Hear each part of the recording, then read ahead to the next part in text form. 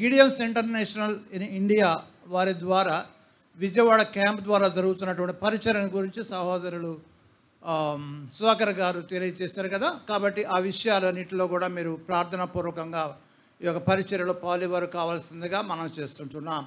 ఈరోజు మనము దేవుని యొక్క వాక్యంలో నుండి యెషయా గ్రంథంలో వ్రాయబడిన ఒక లేఖన భాగాన్ని మనం చదువుకుందాం. తద్వారా మన ఆత్మీయ జీవితానికి మేలు కలుగునట్లుగా ప్రభు కృప అనుగ్రహించునుగాక. ఈరోజు మనము యెషయా గ్రంథంలో 2వ అధ్యాయంలో 3వ వచనం నుండి 5వ వచనం వరకు చదువుకుందాం. ఈరోజు మనము యెషయా గ్రంథంలోని 2వ అధ్యాయము 3వ వచనం నుండి 5వ వచనం వరకు చదువుకుందాం. జాగ్రత్తగా గమనించండి.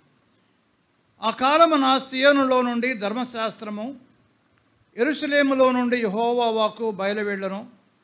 జనములు గుంపులు గుంపులుగా వచ్చి యాకోబు దేవుని మందిరమునకు, యెహోవా పర్వతమునకు మనము వెళ్ళుదము రండి. ఆయన తన మార్గముల విషయమై మనకు బోధించును, మనము ఆయన త్రోవలలో నడుతాము అని చెప్పుకొందరు. 4వ వచనం, ఆయన మధ్యవర్తి అయి అన్యజనులకు న్యాయము తీర్చును, అనేక జనములకు తీర్పు తీర్చును. వారు తమ ఖడ్గములను నాగటి నక్కులుగాను, తమ ఈటలను మత్స్యకత్తులను గాను సాగగొట్టుదురు. జనము మీదికి జనము ఖడ్గమెత్తక ఎండును, యుద్ధము చేయ నేర్చుకున్నట ఇక మానివేయును. యాకోబు వంశస్థులారా రండి, మనము యెహోవా వెలుగులో నడుచుకుందాము. చిన్న ప్రార్థన చేసుకుందాం. కృపా కనికర సంపన్నుడు అయిన మా ప్రియ పరలోకపు తండ్రి, ఘనమైన దేవా, మీ పరిశుద్ధ పాదాలకు స్తోత్రాలు చెల్లిస్తుంటున్నామయ్యా. ఈ ఉదయకాల సమయంలో నా తండ్రి యెహోవా నిసి మందిరములో ప్రభా మేము చేరి మిమ్మల్ని స్తుతించి ఆరాధించే కృపను గురించి తనబడి స్తోత్రాలు. అలాగే ప్రభా నేను వాక్య పరిచర్య నిమిత్తమై దాని కొంత సమయం మీ యొక్క సన్నిధిలో కనిపెట్టుకుని ఉంటున్నాం. ప్రభా మీరే మాతో మాట్లాడండి, మాకు కావలసిన ఆత్మీయ ఆహారం అనుగ్రహించండి, సంఘానికి క్షేమాభివృద్ధి కలుగు చేయమని వేడుకుంటున్నాం. ఈ సమయం మాకు ఇచ్చి తనబడి స్తోత్రాలు. సహోదరులు నాయన సుధాకర్ గారు మన ప్రయాణమై గుంటూరు వెళ్ళినట్టుగా వారి ప్రాణాలతో పెంచిన పరిచర్యలో సహాయం చేసి మీరు మహిమ పొందమని, సమస్త విషయాలు మీకే మహిమ ఘనత ప్రభావాలు కలుగునట్లుగా ఇక్కడ చేరి ఉన్నటువంటి మీ బిడ్డలందరికీ ప్రభావ క్షేమాభివృద్ధి కలుగు చేసి నాయన మా తండ్రి మీకు వాక్య వెలుగులో మమ్మల్ని నడిపించమని మా ప్రభు అయిన యేసుక్రీస్తు వారి పరిశుద్ధ ఘనమైన నామమున స్తోత్రాలు చెల్లిస్తూ ప్రార్థిస్తుంటున్నాం తండ్రి, ఆమెన్. ఇప్పుడు మనం చదువుకున్నటువంటి ఒక లేఖన భాగము మనకు పరిచయం అనేటువంటిది క్రొత్త విషయం ఏం కాదు. దీనిలో దేవుడు మన నుండి కోరేటువంటిది ఏమిటి అనేది మనం గమనించినట్లయితే, ఉదయం ఆరాధన సమయంలో దేవుడు మన నుండి ఏం కోరుతున్నాడో అనేటువంటి విషయం మనం నేర్చుకున్నాం. ఆయన మన వద్ద నుండి ఏం కోరుకున్నాడంటే, మనం ఉన్నటువంటి పాత స్థితిని విడిచి ఆయన వద్దకు రావాలని ఆయన కోరుకుంటున్నాడు. తనతో సహవాసం చేయాలని కోరుకుంటున్నాడు. కాబట్టి ఆయనతో కలిసి మనము ఐక్యతతో నడుచుకొనుట అనేటువంటిది చాలా ప్రాముఖ్యమైన విషయం. ఆయనను ఆరాధించేవారు ఎట్లా ఆత్మతో సత్యముతో ఆరాధించాలి, విత్ ఇంటిమేట్ రిలేషన్షిప్, చాలా సన్నిహితమైన సంబంధం కావాలని కోరుకుంటున్నాడు దేవుడు. ఇప్పుడు గమనించండి, భార్యాభర్తల కుటుంబ జీవితంలో భార్యాభర్తల విషయంలో మనం గమనించినట్లయితే ఈ విషయమైనటువంటి కంప్లైంట్ ఎప్పుడు వస్తుంటుంది అన్నమాట. సహోదరులు చెప్తా ఉంటారు, ఆయన మనం పట్టించుకోవటం లేదు, ఎక్కువగా సరిగ్గా పట్టించుకోవటం లేదు అంటారా లేదా? ఏమో మరి మీ దగ్గర అంటున్నారు, చాలా చోట్ల నేను వింటూ ఉంటాను. ఎందుకంటే ఎంతగా మనము ఎక్స్పెక్ట్ చేస్తామో అంతగా మనము పొందలేకపోతున్నాము అని అనుకుంటాం. మనం జరుగుతూ ఉంటాయి కార్యాలన్నీ కూడా, కానీ there should be an intimate relationship. That is the important thing. అది ఎలా వస్తుందంటే అవుట్ ఆఫ్ లవ్. దేవుని ఆ ప్రేమ ఉన్న చోట ఈ విధమైనటువంటి ఇంటిమేట్ రిలేషన్షిప్ ఉండాలి అని మనం దేవుడు కోరుకున్నాడు. కాబట్టి మనము దేవుని కుమారులముగా మనము ఐక్యతతో కలిసి నడుచుట దేవుని యొక్క చిత్తము అనేటువంటిది దేవుని యొక్క లేఖనములో తేటగా వ్రాయబడింది. ఒకసారి చూద్దాం. అది కీర్తన గ్రంథములో 133వ కీర్తన 1వ వచనం మనకు తెలుసు కదా. సహోదరులు ఐక్యత కలిగి నివసించుట ఎంత మేలు, ఎంత మనోహరము. దాని యొక్క దివ్యమైనటువంటి ఆ యొక్క అనుభూతిని కలిసి ఆ అధ్యాయంలో ఆ 3 వచనాలు తేటగా వ్రాస్తున్నాడు. గమనించండి. కాబట్టి ఇటువంటి ఆ ఐక్యత కలిగి నడుచుకోవాలని దేవుడు కోరుకుంటున్నాడు. ఐక్యతలో మనం నడుచుకోవాలి, అది దేవుని యొక్క ఆజ్ఞ. తర్వాత మనం యోహాను సువార్తలో 17వ అధ్యాయంలో 20వ వచనం చూడండి అయ్యా. 21వ వచనం దయచేసి చదవండి యవనస్తులు. మరియు జాగ్రత్తగా గమనించి, యేసు ప్రభు తండ్రికి ప్రార్థన చేసిన విషయంలో ఆయన అంటున్నాడు, మరియు నీవు నన్ను పంపితివని లోకము నమ్మునట్లు తండ్రి నాయందు నీవును నీయందును నేనును ఉన్నలాగున వారును మనయందు ఏకమై ఉండవలనని వారి కొరకు మాత్రమే కాదు, వారి వాక్యము వలన నాయందు విశ్వాసం ఉంచువారు ఏకమై ఉండవలనని వారి కొరకును ప్రార్థించుచున్నాను. అబ్బా, ఎంత చక్కని ప్రార్థన ప్రభు చేశాడు. అమ్మ అయ్యా గమనించండి, మనము ఐక్యతలో ఉండి ఆయనలో నడుచుకుంటాం అనేటువంటిది ప్రభు యొక్క ఉద్దేశం, దేవుని యొక్క ఉద్దేశం. ప్రభు చేసిన ప్రార్థన అదే. అయ్యా తండ్రి, ఇదిగో నేను నీ యందు నీవు నా యందు ఎలా ఉన్నామో అలాగే వీరు మన యందు ఉండాలి అని నీకు ప్రార్థన చేస్తున్నాను అన్నాడు. ఎందుకంట ఎందుకు అని అంటే, ఎందుకు నీవు నన్ను పంపించవని లోకము నమ్మాలి. పాపులను రక్షించడానికి క్రీస్తు యేసు లోకమునకు వచ్చిన మాట నమ్మదగినది, పూర్ణాంగీకారమునకు యోగ్యమైన జీవనైనదని మనం ఎంత గొంతుచించుకొని మాట్లాడి ప్రకటించరా కానీ మనలో ఆ ఐక్యత లేకపోతే లోకము నమ్మదు.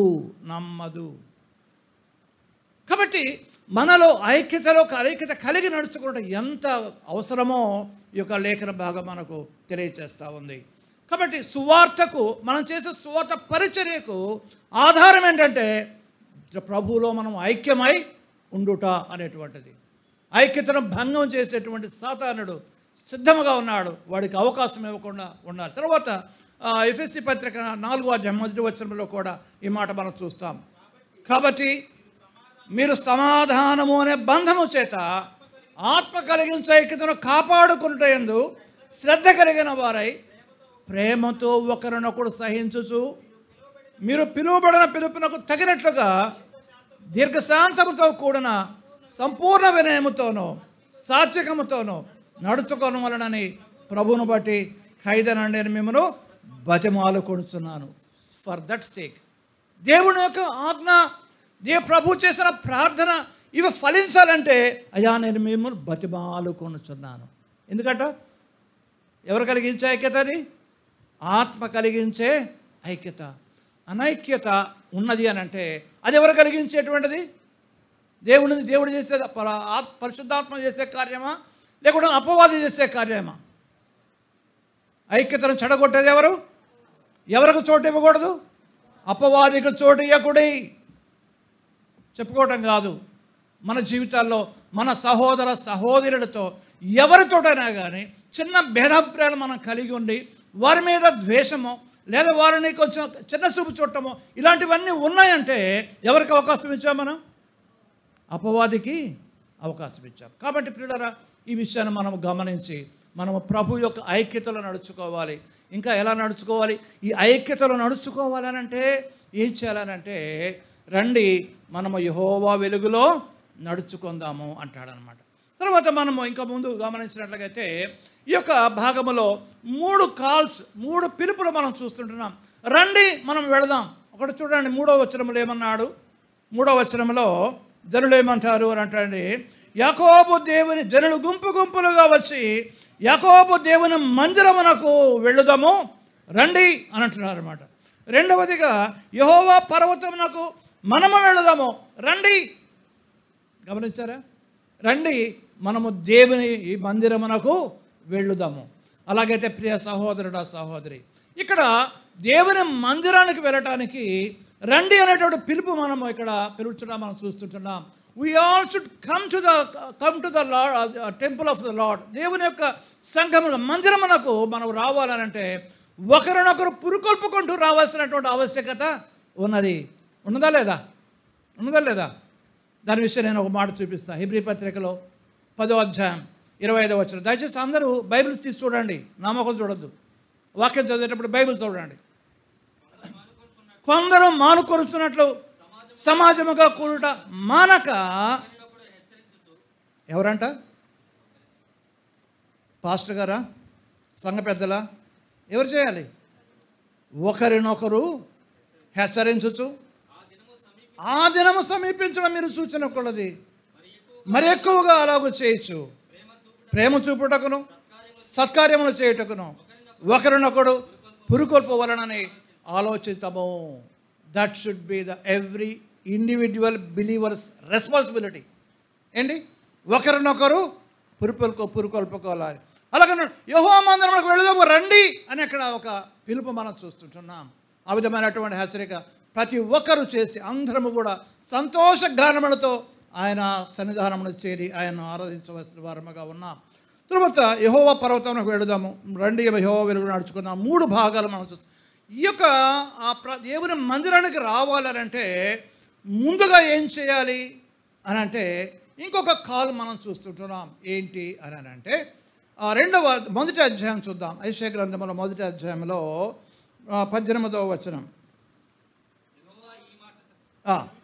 యెహోవా ఈ మాట సెలవిచ్చుచున్నాడు. ఏమన్నాడు? రండి రండి మన వివాదము తీర్చుకుందాం. మీ పాపములు రక్తము వలె ఎర్రనివైనను అవి హిమము వలె తెల్లబడును, కెంపు వలె ఎర్రనివైనను అవి గొర్రెపొచ్చు వలె తెల్లబడును. మీరు సమ్మతించిన మాట విననేడల మీరు భూమి యొక్క మంచి పదార్థం అనుభవించరు. సమ్మతింపక తిరగబడినేడల నిశ్చయముగా ఖడ్గంపగా పాలగుదురు. పిల్లరా గమనించారా? అయ్యా అమ్మ గమనించండి. ఇంకా ఎవరైనా ఈ యొక్క సహవాసంలో ఇంకా ఎవరైనా ప్రభువైన యేసుక్రీస్తు వారిని మీ స్వంత రక్షకులుగా అంగీకరించకుండా ఉన్నట్లయితే ఏ స్థితిలో ఉన్నారో తెలుసా? మీ పాపములు రక్తము వలె ఎర్రగానే ఉన్నాయి కదా, కెంపు వలె ఎర్రగానే ఉన్నాయి. అవి కడగబడలేదు, అవి తెల్లగా చేయబడలేదు, ప్రభు యొక్క సహవాసములో లేరు, మీరు సమ్మతించలేదు అనేటువంటి విషయాన్ని ఈ యొక్క ఉదయకాల సమయంలో ఒకసారి జ్ఞాపకం చేసుకోవాల్సిందిగా మనం చేస్తుంటున్నాను. కాబట్టి ప్రియులారా, ఆ విధముగా మీ యొక్క పాపములు ఇంకా మీ పాపములోనే ఉన్నట్లయితే ప్రభు అన్నాడు, యోహాను సువార్త 8వ అధ్యాయం చెప్తున్నాడు, ఆయన యూదులతో చెప్తున్నాడు, ఇదిగో మీరు మీ పాపములోనే ఉండి చనిపోదురు, నేను వెళ్ళే చోటుకి మీరు రాలేరు. అవునా ప్రియులారా? గమనించండి. అమ్మ ఇంకా ఎవరైనా మీ హృదయాలు ప్రభువుకు అప్పగించకుండా ఉన్నట్లయితే నేడే ప్రభు యొక్క పిలుపును, దేవుని యొక్క పిలుపును విని ఆలకించి, ప్రభువా ఇదిగో నేను వస్తున్నానయ్యా అని ప్రభువు దగ్గరకు వచ్చి ఆయన వద్ద మీ పాపాలు ఒప్పుకొని ఆ తప్పిపోయిన కుమారుడు ఏ విధముగా పశ్చాత్తాపంతో తిరిగి వచ్చాడో ఆ విధముగా పశ్చాత్తాప హృదయంతో ప్రభు సన్నిధిలో అయ్యా నన్ను క్షమించు, అయ్యా పాపిని నన్ను క్షమించు, నన్ను బిడ్డగా చేసుకొని చిన్న ప్రార్థన చేసినట్లయితే మన పాపములను మనం ఒప్పుకునే యెడల ఆయన నమ్మదగిన వాడు, నీతిమంతుడు కనుక ఆయన మన పాపములన్నిటినీ అపరాధములన్నీ క్షమించి సమస్త దుర్నీతి నుండి మనల్ని పవిత్రులుగా చేయును కదా. ఈ మాట నీవు నమ్ముతున్నావా? ఈ మాట నమ్మదగినది. ప్రియులారా గమనించండి. ఇంకా ఎవరైనా ప్రభువుకి మీ హృదయం అప్పగించకుండా ఉన్నట్లయితే ఇంకా వివాదముతోనే ఉన్నావు దేవునితో. ఇంకా రోమపత్రిక 5వ అధ్యాయం చెప్తాడు, మనం ఇంకా శత్రువులమై ఉండగా అన్నాడు కదా. శత్రువులుగా ఉన్నారా ప్రభువుకి? పాపులుగా ఉన్నారా? గమనించండి. ఈ పాపములోనే ఉన్నట్లయితే నిత్య నరకాగ్నికి వెళతారు. కాబట్టి ఇప్పుడే యేసు ప్రభునందు విశ్వాసం ఉంచి ఆత్మరక్షణ పొందవలసిందిగా ప్రభుపక్షంగా మనవి చేస్తుంటున్నాను. ప్రియులారా, ఈ యొక్క సమయంలో ఆ యొక్క ప్రభు దగ్గరకు వచ్చినటువంటి వారు ఏం చేయాలంట? రండి మనం దేవుని మందిరమునకు వెళ్ళుదాం. ఒకసారి 2వ స్లైడ్ చూద్దామయ్యా. 2వ స్లైడ్ చూడండి. 2వ స్లైడ్లో ఇక్కడ దేవుని మందిరానికి ఎందుకు వెళ్ళాలి అని అంటే దేవుని ఆరాధించడానికి వెళ్ళాలి. దేవుని ఆరాధించడానికి వెళ్ళాలి. కీర్తన గ్రంథంలో 96వ కీర్తన 6 నుంచి 9 వచనాలు దయచేసి చదవండి. 96వ కీర్తన. ఘనత ప్రభావములు ఆయన సన్నిధిలో ఉన్నది, బల సౌందర్యములు ఆయన పరిశుద్ధాలయంలో ఉన్నవి. యెహోవాకు చెల్లించుడి, మహిమా బలములు ఆయనకు చెల్లించు, యెహోవాకు చెల్లించుడి. యెహోవా నామమునకు తగిన మహిమ ఆయనకు చెల్లించుడి. నైవేద్యము తీసుకొని ఆయన ఆవరణములలో ఎవరికి రండి. ఇక్కడ గమనించారా? ఆరాధన, ఆరాధన. రండి. ఎందుకంటే ఆయన మందిరమునకు వచ్చినప్పుడు ఏం చేయాలి? మనము నీ మందిరములో దేవా నీ కృపను మేము జ్ఞాపకము చేసుకున్నామంటాడు కదా.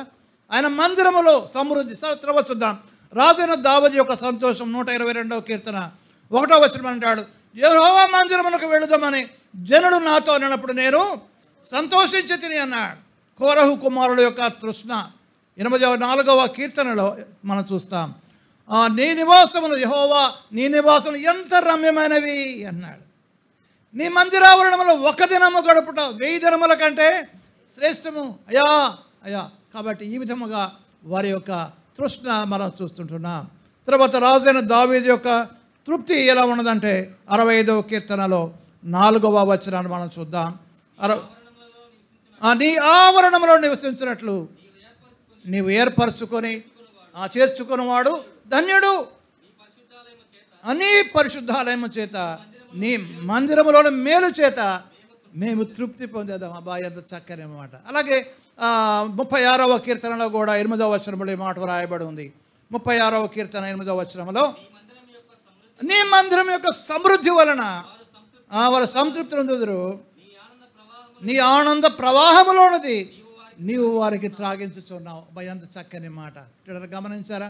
దేవుని మందిరములో ఈ యొక్క సమృద్ధి అయినట సంతృప్తి నీ జీవితంలో ఉన్నదా, లేదా ఆచార ప్రకారం వస్తున్నావా?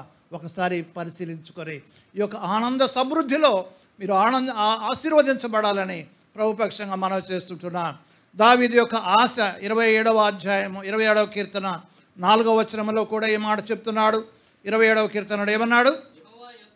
యెహోవా యొద్ద ఒక వరం అడిగితిని, దానిని వెతుకుచూ ఉన్నాను. యెహోవా ప్రసన్నతను చూచుటకును ఆయన ఆలయములో ధ్యానించుటకును నా జీవితకాలం అంతయు నేను యెహోవా మందిరములో నివసింపగోరుచు ఉన్నాను. నేను యెహోవా మందిరములో నివసింపగోరుచు ఉన్నాను. ఇటువంటి ఆశ నీలో ఉన్నదా? రక్షింపబడి దేవుని యందు విశ్వాసంలో సాగుతున్నటువంటి నీవు దేవుని మందిరం పట్ల ఇటువంటి ఆశ తృష్ణ కొని ఉన్నావా, లేదా ఒకసారి పరిశీలించుకోవాల్సిందిగా ప్రభుపక్షంగా మనం చేస్తుంటున్నాను. అలాగే ఆసాపు యొక్క ధ్యానములో అతని హృదయంలో ఎంతో వేదనతో నిండినాడు. దుర్మార్గులైనటువంటి వారు, భక్తిహీనమైనటువంటి వారు వర్ధిల్లుతూ ఉన్నారయ్యా, ఏంటిది అని అది హృదయంలో గొప్ప ఆందోళన కలిగి ఉంటే ఆయన ఏం చేశారంట? ఆ విషయం నా హృదయంలో ఆయాసకరముగా ఉన్నది. ఎప్పటి వరకు అంటేనే నేను యెహోవా మందిరమునకు వెళ్ళి ఆ విషయమే ధ్యానించు వరకు అన్నాడు కదా. వారిని కాలు జారు చోటనే ఉంచి ఉన్నాము కదా. అటువంటి స్థితి. ఆయా ఇదిగో ఆఖరిలో అంటాడు చూడండి, ఏమన్నాడు అని అంటే 28వ వచనం, నాకైతే దేవుని పొందు ధన్యకరము.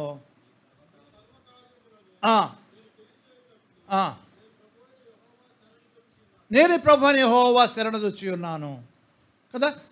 నాకైతే దేవుని పొందు ధన్యకరము అనేటువంటిది ఆ యొక్క విషయంలో దేవుని యొక్క సన్నిధిలో ఆయన పొందిన ఆదరణ గురించి మనం చూస్తుంటున్నాం. తర్వాత విశ్వాసుల యొక్క ప్రవర్తన ఎలా ఉండాలి అని అంటే చూడండి, ప్రసంగి గ్రంథంలో 5వ అధ్యాయం 1వ వచనంలో ఏం రాయబడి ఉంది? నీవు దేవుని మందిరమునకు వెళ్ళినప్పుడు నీ ప్రవర్తన జాగ్రత్తగా చూసుకొనుము. పిల్లలు గమనించండి, ఎప్పుడు చూసుకోవాలంటే జాగ్రత్తగా? ఇక్కడికి వచ్చిన తర్వాత కాదు, ఎక్కడ వెళ్ళినప్పుడు ఇంటి వద్దనే సరి చూసుకొని రావాలి. ఆరాధన చేసేసరికి సిద్ధపడి ఎక్కడ ఉండాలి? ఇంటి వద్దనే సిద్ధపడాలి. ఇంటి వద్దనే మన హృదయాలు ఆయన కూర్చొని కృతజ్ఞతతో నిండి ఉండాలి అనేది మనం చూస్తుంటున్నాం. తర్వాత తిమోతి పత్రికలో కూడా మొదటి పత్రిక 3వ అధ్యాయం 15వ వచనంలో ఆ జీవము గల దేవుని సంఘములో జనుడేలాగూ నడుచుకునవలను లేదా ప్రవర్తించవలను ఆ సంగతి నీకు తెలియచేయటకై రాయిస్తున్నాను అన్నాడు. దేవుని సంఘములో జనులు నడుచుకోవలసిన విధానం ఇందాక మనం చదువుకున్నట్లుగా సమాజముగా కూడటం మానకుండా దేవుని సంఘములో అందరూ కూడా ఒకరినొకరు పురుకొల్పుచు నడుచుకోవాలి. ఎలాగ? ఎందుకనంట? ప్రేమ చూపుటకును సత్కార్యములు చేయుటకును ఒకరినొకడు పురుకొల్పాలి. గమనించారా? రండి మనము దేవుని మందిరమునకు వెళ్ళుదాం. నెక్స్ట్ మనము ఇంకొక స్లైడ్ చూద్దాము. దానిలో ఏముందంటే రండి యెహోవా పర్వతమునకు మనము వెళ్ళుదాం. యెహోవా పర్వతానికి వెళ్ళాలి అని అంటే ఏమిటి యెహోవా పర్వతము? ఒకసారి 15వ కీర్తనలో మనం చూద్దాం. 15వ కీర్తన 1వ వచనంలో మనం చూస్తే ఏమన్నాడు? యెహోవా నీ గుడారములో అతిథిగా ఉండదగిన వాడెవడు? నీ పరిశుద్ధ పర్వతం మీద నివసింపదగిన వాడెవడు? యథార్థమైన ప్రవర్తన కలిగి నీతిని అనుసరించుచు హృదయపూర్వకముగా నిజం పలుకువాడే. అక్కడ ఉన్నటువంటి క్వాలిఫికేషన్స్ మనం చూస్తుంటున్నాం. యెహోవా పర్వతమునకు ఎక్కదగిన వాడు, లేదా ఆయన వద్ద నివసింపదగినటువంటి వాడు కదా. తర్వాత అర్హత, ఆయన గుడారములో అతిథిగా ఉండటానికి అర్హత. ఆయన మార్గములను, ఇక్కడ మనము 2వ అధ్యాయంలో యెషయా గ్రంథంలోకి వచ్చినట్లయితే ఆయన ఏం చేస్తాడంట, యాకోబు దేవుని మందిరం పర్వతానికి వెళ్ళినప్పుడు అక్కడ ఏం చేస్తాడు దేవుడు అని అంటే, ఆయన తన మార్గముల విషయమై మనకు బోధించును కదా. ఆయన తన మార్గముల విషయమై మనకి ఏం చేస్తాడంట, బోధించేవాడు. మనం ఎలా నడుచుకోవాలో తెలియజేసేటువంటి వాడు, ఏ మార్గంలో మనం నడుచుకోవాలో తెలియజేసేటువంటి వాడు, ఎలా నడుచుకోవాలో తెలియజేసేటువంటి వాడు ఆయన మార్గములో మనకు బోధించును అంటున్నాడు అనమాట.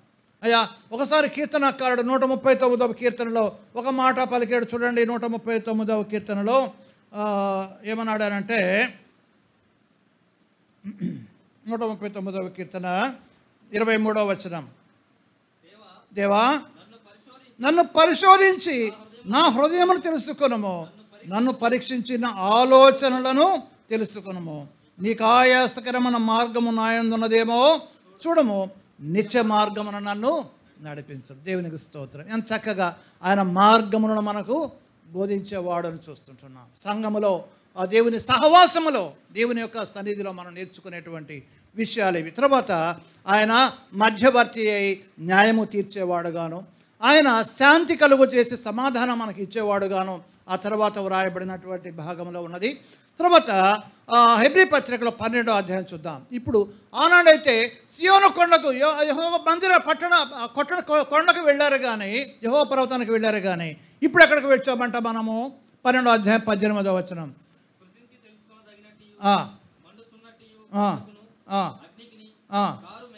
కారు మేఘమునకును గాఢాంధకారమునకును బూరధ్వనికిని మాటల ధ్వనికిని మీరు వచ్చి ఉండలేదు. ఆ కొండను తాకినడలా రాళ్లతో కొట్టి చంపవాలని ఆజ్ఞాపించాను. బతిమాలు కొన్నది ఉన్నందున మోషే నేను మిక్కిలి భయపడి వణుకుతున్నాను అన్నాడు.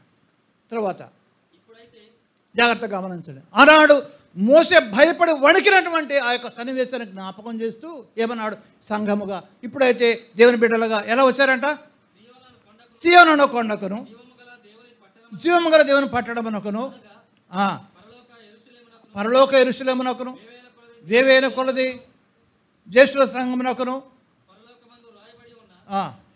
జ్యేష్ఠుల సంఘమునకును, దాని మహోత్సవమునకును, న్యాయాధిపతి దేవుని యొద్దకును, సంపూర్ణ సిద్ధి పొందిన నీతిమంతుల ఆత్మల యొద్దకును, కృత నిబంధనకు మధ్యవర్తైన యేసు యొద్దకును, హేబేలు కంటే మరి శ్రేష్ఠముగా పలుకు ప్రోక్షణ రక్తమునకును మీరు వచ్చి ఉన్నారు. గమనించారా?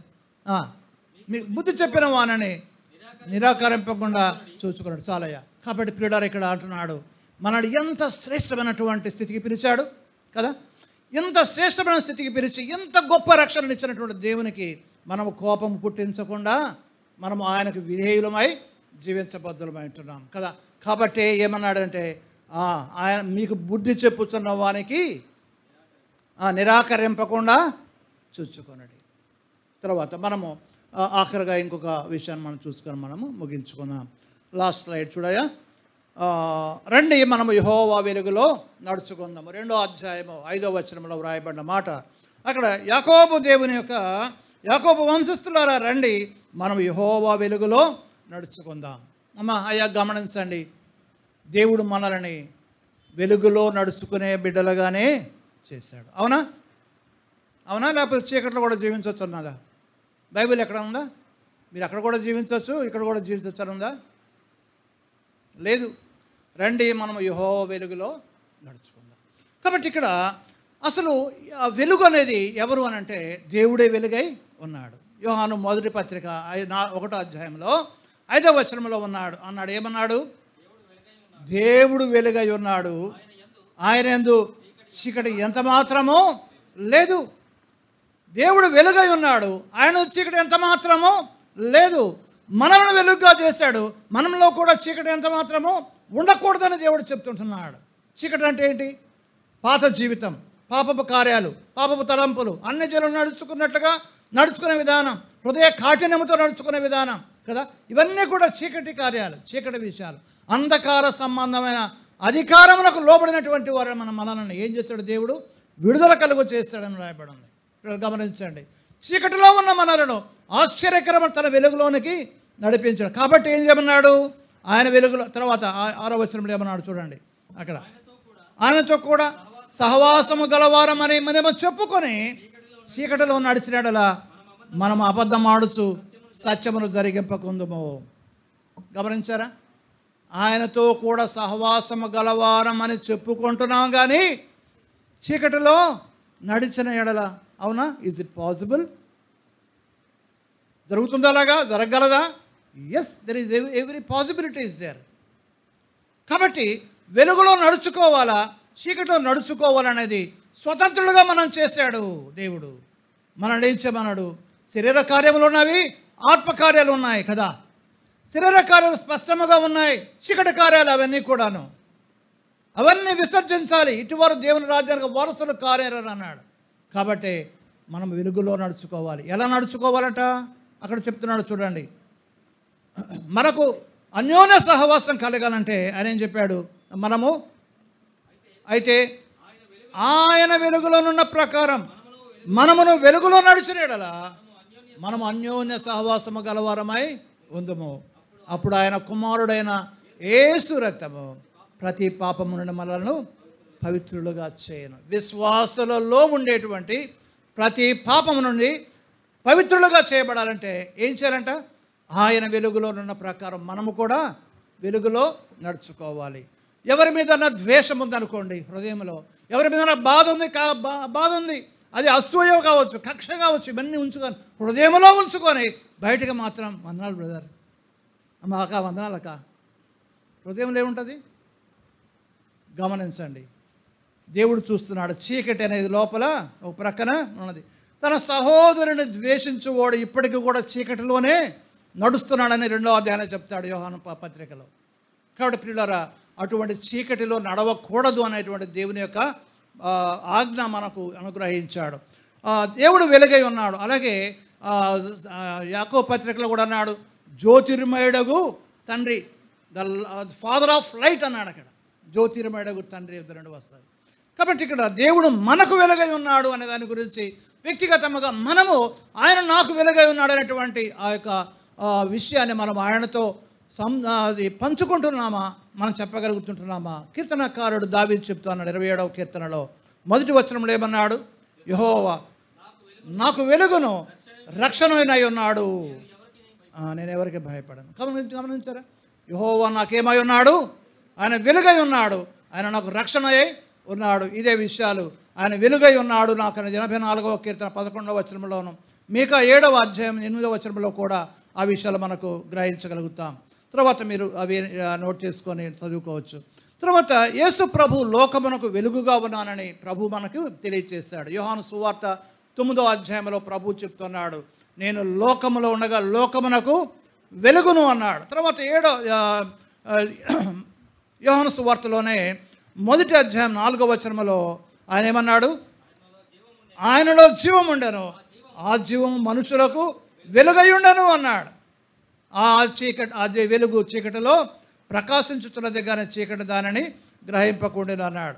కాబట్టి ప్రియులారా, 8వ అధ్యాయం 12వ వచనంలో కూడా ఏమన్నాడు? ఈ మాట చెప్పాడు ప్రభు, నేను లోకమునకు వెలుగును, నన్ను వెంబడించువాడు చీకటిలో నడవక జీవపు వెలుగు కలిగి ఉండును. ఎంత చక్కని మాట. అలాగైతే ప్రియ సహోదరుడా సహోదరి, మనము వెలుగులో నడుచుకుంటున్నామంటే ఈ వెలుగు యొక్క విశిష్టత ఏంటన్నాడు?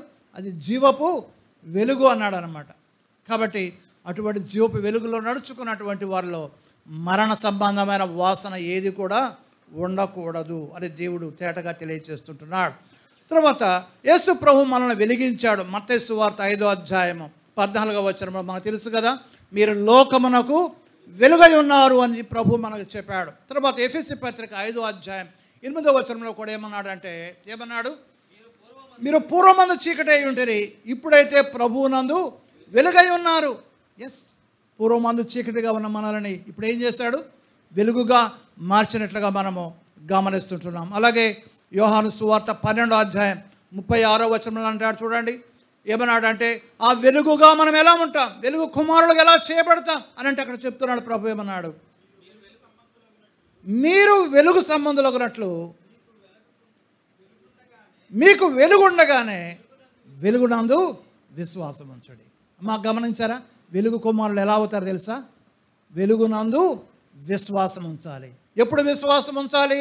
మీకు వెలుగుండగానే, అంటే ప్రభు మీకు ప్రత్యక్షమైన సమయంలోనే, ప్రభు వాక్యం మీదకి వచ్చినప్పుడే ఆ వెలుగుండగానే వెలుగునందు విశ్వాసం ఉంచుడి అన్నాడు. ఏమిటా వెలుగు? ఏమిటా వెలుగు అని అంటే ఒకసారి మనం గమనించినట్లయితే కొరింథీ 2వ పత్రిక 4వ అధ్యాయం 4వ వచనంలో చెప్తూ అన్నాడు. 4వ అధ్యాయం 4వ వచనంలో ఏమన్నాడు? దేవుని స్వరూపమైన క్రీస్తు మహిమను కనపరచు సువార్త ప్రకాశము వారికి ప్రకాశింపకుండా నిమిత్తము యుగ సంబంధమైన దేవత అవిశ్వాసులైన వారి మనోనేతల గుడ్డితనము కలుగు చేశాను. తర్వాత అంధకారములో నుండి వెలుగు ప్రకాశించునుగా కానీ పలికిన దేవుడే తన మహిమను కూర్చున్న జ్ఞానమును యేసుక్రీస్తునందు వెల్లడిపరచుటకు మా హృదయములలో ప్రకాశించును. అమ్మా అయ్యా, గమనించారా? నీ హృదయంలో ఆ వెలుగు ప్రభు ప్రకాశింపచేశాడా? చేశాడా లేదా? ఒకసారి ఆలోచించుకోండి. ఇంకా వెలుగు ప్రకాశింపబడలేదా? హృదయం తెరిచి ప్రభు దగ్గర అడిగి ఆ వెలుగుతో నింపబడటం ఎంతైనా అవసరం. ఫిలిప్పీ పత్రిక 2వ అధ్యాయం 16లో అన్నాడు, మూర్ఖులైన వక్ర జనం మధ్య మీరు జీవవాక్యమును చేతపట్టుకొని జ్యోతుల వలె కనబడుచున్నారు అన్నాడు. కాబట్టి మనల్ని దేవుడు జ్యోతులుగా చేశాడు. తర్వాత విశ్వాసి వెలుగులో నడవాలి అనేటువంటిది మనం ఇందా చదువుకున్నాం. 1 యోహాను పత్రిక 1వ అధ్యాయం 6-7 వచనాల్లో.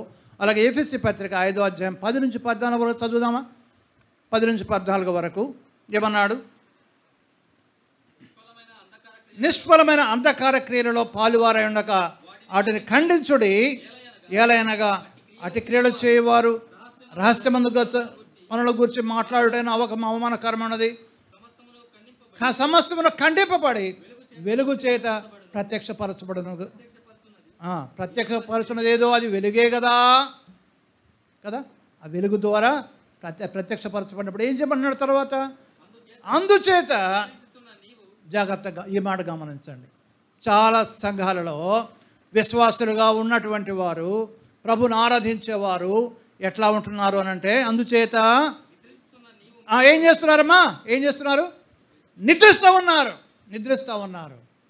నిద్రిస్తున్నారు అంటే ఎక్కడో చోట లేపొచ్చు, నిజమే. కానీ వాళ్ళు ఎక్కడ నిద్రిస్తున్నారంట?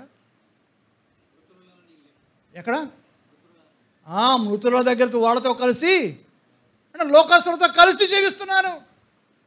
అది నిద్రించుతున్నాను. నీవు మేలుకొని మృతులలో నుండి లేము. ఆ మృతులు లేవరు. నువ్వు లేవాలి. నీ మీద ఏమన్నాడు?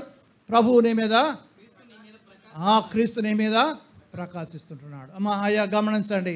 ఆ విధముగా ప్రభువు చేత ప్రేరేపించబడిన వారే, ప్రభువు చేత వెలిగింపబడిన వారమైన మనం మృతులతో పాటు లోకముతో పాటు నడుచుకునే వారము కాకుండా ప్రభు కోసం సజీవులుగా సాక్ష్యం ఇచ్చే వారముగా పరిచర్ల ముందుకు సాగాలి, ఆయన నడవాలని మనం ఇక్కడ జ్ఞాపకం చేయబడుతుంటున్నాం. తర్వాత రోమపత్రిక 13వ అధ్యాయం 12వ వచనంలో కూడా మనము అపవాది మీద యుద్ధం చేయడానికి యుద్ధోపకరణములు, తేజస్ సంబంధమైన యుద్ధోపకరణములు ధరించుకోవాలంటాడు. ఏమన్నాడు? చదువయ్యా. కనుక అంధకార క్రియలను విసర్జించి తేజో సంబంధమైన యుద్ధోపకరణములు ధరించుకుందాం. గమనించారా? కాబట్టి యుద్ధోపకరణాలు అలాగా. తర్వాత ఇంకొక మాట కూడా చూద్దాం. తెస్సలోనికీయులకు రాసిన మొదటి పత్రికలో 5వ అధ్యాయంలో 5-6 వచనాల్లో ఈ మాట వ్రాయబడి ఉంది. కావున నిద్రపోక